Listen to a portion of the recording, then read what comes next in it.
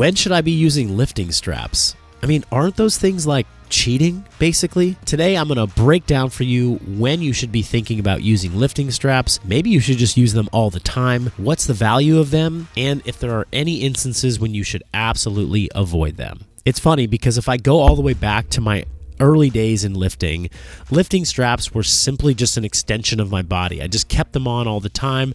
I used them in everything, even exercises that actually didn't really require any grip. Then I went through a phase of training and a period of my athletic life where everything was about CrossFit performance. And in CrossFit competitions, we never got to use any lifting straps. So it just meant to me that there was no point in using them in training because I wasn't going to be able to use them in the competition. Now, as a functional bodybuilder and a coach to people who have a wide variety of goals, I've sort of come back somewhere in the middle where I think lifting straps are highly beneficial and they should be in everybody's gym bag. Yet there are some times where they might not make sense and you might want to challenge yourself to train without them on specific lifts. Now let's start with the basic mechanics. By placing the lifting strap on your wrist and then attaching it to the barbell, the dumbbell, the pull-up bar, whatever you're pulling against, if you do that correctly, you can take your grip from a 1 out of 10 all the way up to a 10 out of 10. You can vastly improve your grip strength. So you'll see lifting straps in my training sessions, specifically on days where I'm doing a lot of pulling for the upper body. These are important areas where I have to grip onto a barbell, a dumbbell, or a pull-up bar and pull myself into positions, with my grip being one of the factors that can and will fatigue as I do higher rep sets. Now, if you're kind of against using lifting straps because you really want to develop your forearms or you want to develop your grip, then a good way for you to navigate this is do as many sets as you can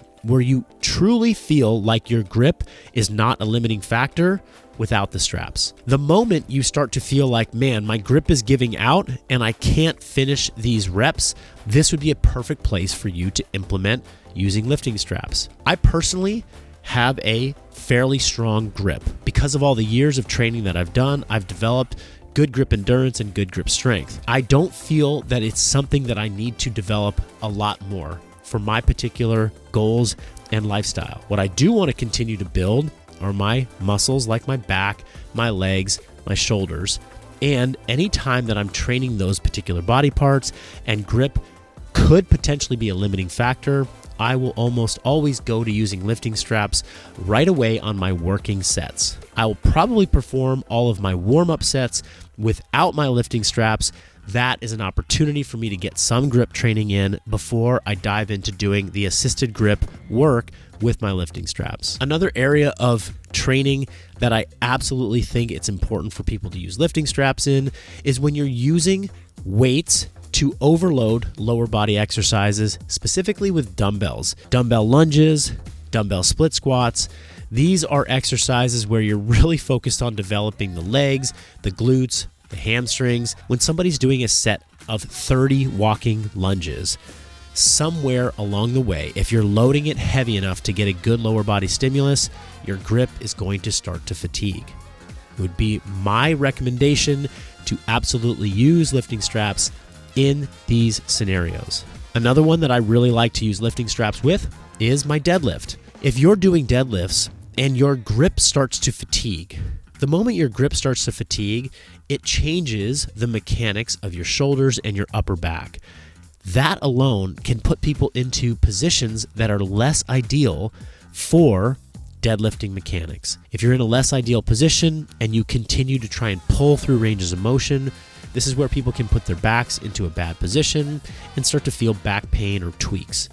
So when deadlifting, I like to ensure that I have a really strong grip so that my grip doesn't lead to mechanical breakdowns somewhere in my technique that might harm or put my back in a vulnerable position. Exercises that I absolutely discourage people from using lifting straps with. First and foremost, any type of clean. Hang clean, power cleans, full cleans. Now, in the Olympic weightlifting community, this is kind of a big no-no because when you wrap lifting straps around a barbell and you get into a front rack position, there's a lot of risk associated with that particular position, when your hands are anchored to a bar, and if your elbows were to drop, if there's any pressure on your elbow, for example, if you miss a clean and your elbow hits your knee, there's plenty of cases and examples of people breaking their wrists. So hang cleans, power cleans, and full cleans are an absolute no-no with lifting straps. Now, in that same vein, if you're an Olympic weightlifter, then you probably have used lifting straps when you've done snatch work. If you're not an Olympic weightlifter, but you're a recreational lifter who likes to do snatches, then using lifting straps on a snatch is something that probably should be avoided too. It takes a lot of confidence, practice, and great mobility to get out from underneath a barbell that you've missed when you're anchored into the bar with lifting straps. I think it's really a sketchy position to get into unless you're a highly trained Olympic weightlifter. So in my opinion, if you're doing any Olympic weightlifting, then I would just avoid using lifting straps for those highly technical lifts, and absolutely the clean is off limits. Does the kind of lifting strap or the brand that you use matter? Yes and no.